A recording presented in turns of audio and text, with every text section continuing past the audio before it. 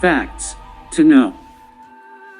One night, Siddhartha Gautama left his palace in search of the knowledge of the cause of sufferings and became a wandering ascetic. He meditated under the Bodhi tree and promised himself that he would not move until he attained enlightenment.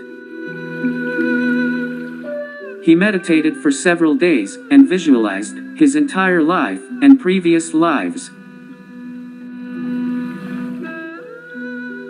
After meditating for 49 days, Gautama Buddha finally found the answer to the questions that he had been seeking for so many years. He found pure enlightenment, and in that moment of enlightenment, Siddhartha Gautama became the Buddha, which means the awakened one, or the enlightened one. At the time of his enlightenment, he gained complete insight into the cause of suffering and the necessary steps to eliminate it. He called these steps the Four Noble Truths. After getting enlightenment, Buddha continued to sit in silence under the Bodhi tree for 7 more weeks, allowing his mind and spirit to understand the supreme knowledge he had just attained through his enlightenment. First week, under the Bodhi tree. During the first week, after enlightenment, the Buddha sat under the Bodhi tree, experiencing the happiness of freedom and peace. He was free from disturbing thoughts, calm and blissful. Throughout the week, he sat in one posture, with his crossed leg, experiencing the bliss of emancipation, Vimukti Sukha. Second week, gazing at the Bodhi tree. During the second week, in thanks and gratitude to the tree that had sheltered him during his struggle for Buddhahood, the Buddha stood without moving his eyes as he meditated on the Bodhi tree,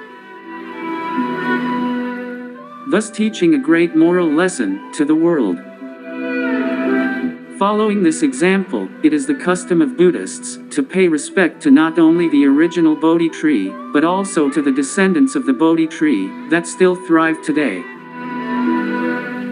Third week, the Golden Bridge. In the third week, the Buddha saw through his mind's eye that the devas in the heavens were not sure whether he had attained enlightenment or not, as the Buddha had not given up his temporary residence at the Bodhi tree. To prove his enlightenment and to clear their doubts, the Buddha created, by his psychic powers, a golden bridge in the air and walked up and down it for a whole week. Fourth week, the jeweled chamber. In the fourth week, the Buddha created a beautiful jeweled chamber, Radanagara, and sitting inside it, meditated on what was later known as the detailed teaching, Abhidhamma. His mind and body were so purified that rays of 6 colors came out of his body: blue, yellow, red, white, orange, and a mixture of these 5. Each color represented one noble quality of the Buddha.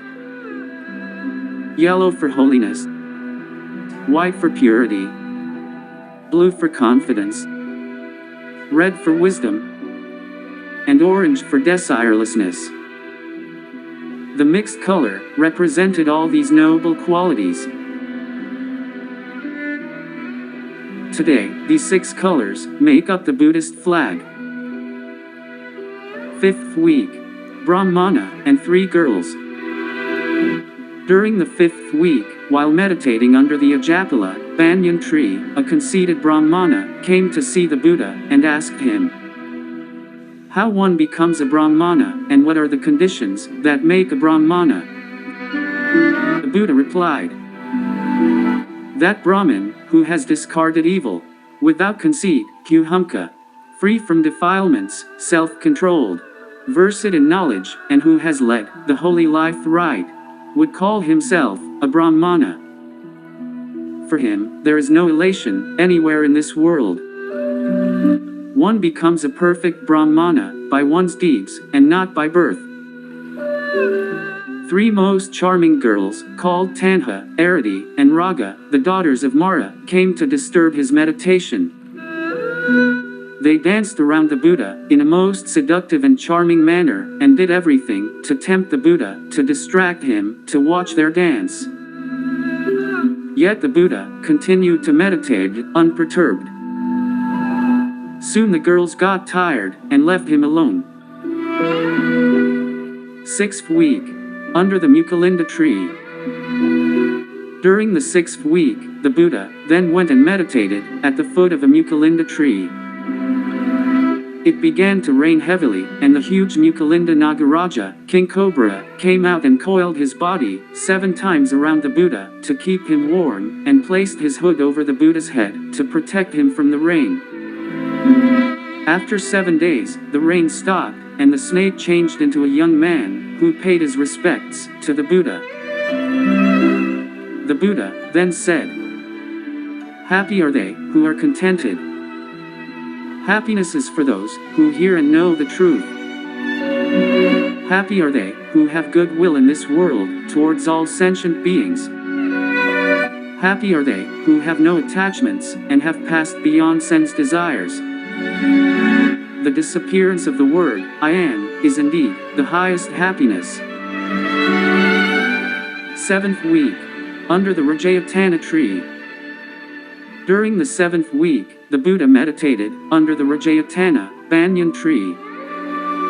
On the 50th morning, after 7 weeks of fasting, 2 merchants, Tapasu and Baluka, came into his presence.